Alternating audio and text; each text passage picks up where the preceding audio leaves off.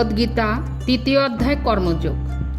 অর্জুন জিজ্ঞাসা করিলেন, হে জনার্দন, যদি আপনার মতে কর্ম অপেক্ষা জ্ঞান শ্রেষ্ঠ হয়, তবে আমাকে হিংসাত্মক কর্মের যুদ্ধে কেন নিযুক্ত করিতেছেন? আপনি সন্দেহজনক রূপে প্রতীয়মান বাক্য দ্বারা আমার মন যেন ভ্রান্ত করিতেছেন।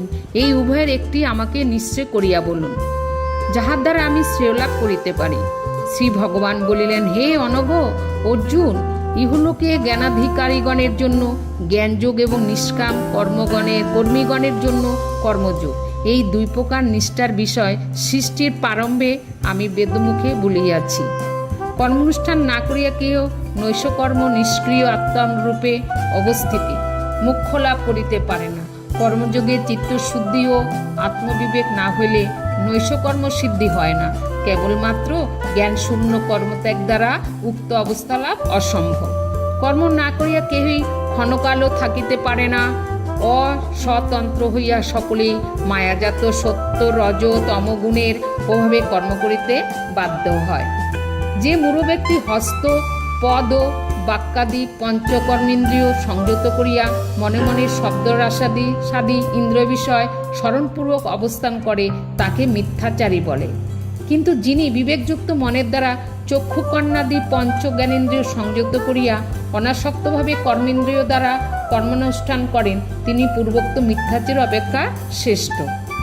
তুমি শাস্ত্রোপদিষ্ট নিত্যকর্ম করো। কর্ম না করা অপেক্ষা কর্ম করাই শ্রেয়। কর্মহীন হইলে তোমার দেহযাত্রা নির্বাহ হইবে না। ঈশ্বরের প্রীতির জন্য অনুষ্ঠিত কর্ম ব্যতীত অন্য কর্ম বন্ধনের কারণ হয়। অতএব তুমি ভগবানের উদ্দেশ্যে অনাসক্ত হইয়া বর্ণাশ্রমচিত্ত সর্বকর্ম করো। সৃষ্টির প্রারম্ভে ব্রহ্মাযজ্ঞের সহিত ব্রাহ্মণাদি স্ত্রীবর্ণ সৃষ্টি করিয়া বলিয়াছিলেন, এই যজ্ঞ দ্বারা তোমরা সদা সমৃদ্ধ হও। এই যজ্ঞ তোমাদের অভীষ্ট প্রধানে কামধেনুর তুল্য হোক।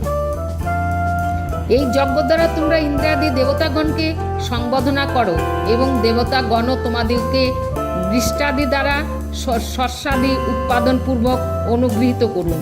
এই রূপে পরস্পরের ভাবনা দ্বারা তোমরা পরম মঙ্গল লাভ করিবে। দেবতাগণ যজ্ঞ দ্বারা আরাধিত হইয়া তোমাদিগকে বাঞ্ছিত ভোগবস্তু প্রদান করিবেন। সুতরাং এই দেবতা প্রদত্ত বস্তু দেবতাদিগকে নিবেদন না করিয়া যিনি ভোগ করেন, তিনি নিশ্চয় চোর। অনিবেদিত অন্ন ব্যঞ্জনাদি অপবিত্র। যে সদাচারগণ যজ্ঞবশেষ নিবেদিত অন্ন ভোজন করেন, তাহারা সকল পাপ হইতে মুক্ত হন। যে পাপাচারগণ কেবল নিজের জন্য অন্ন পাক করে, তাহারা পাপান্ন ভোজন করে।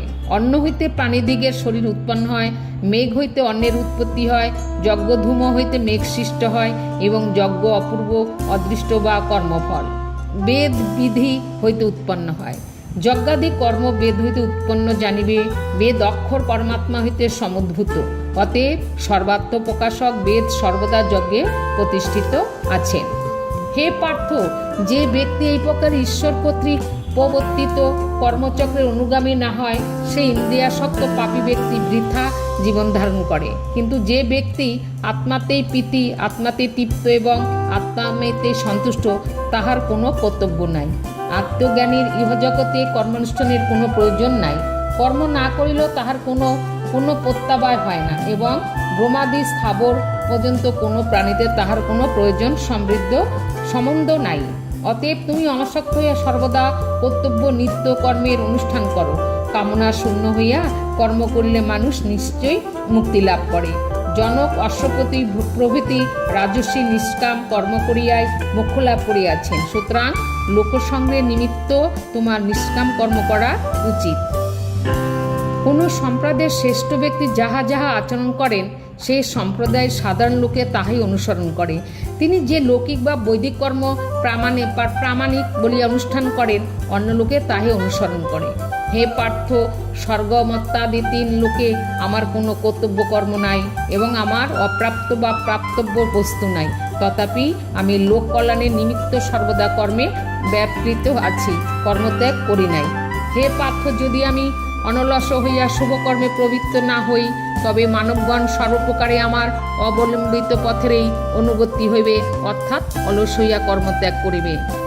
যদি আমি কর্ম না করি, লোকস্থিতিকর কর্মের অভাবে এই সকল লোক উৎপন্ন হইবে। আমি বর্ণসংকরাদি সামাজিক বিশৃঙ্খলার হেতু এবং সেই জন্য প্রজাগণের বিনাশের কারণ হইব।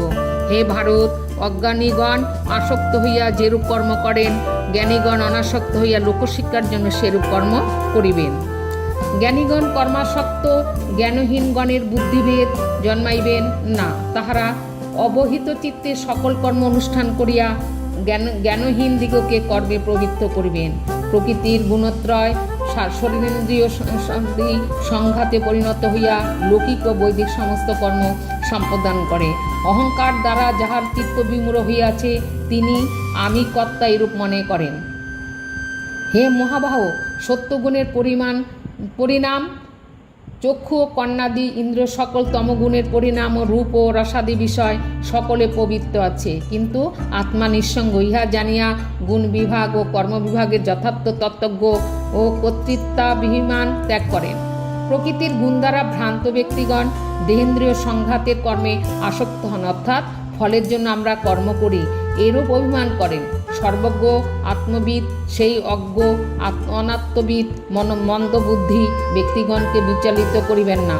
পরমেশ্বরের জন্য ভিত্তবৎ কর্ম করিতেছি, এই বুদ্ধি দ্বারা আমাদের সমস্ত কর্ম সমর্পণ করিয়া ফলাভিসন্ধি রহিত মমত্বহীন ও শোকশূন্য হইয়া তুমি যুদ্ধ করো।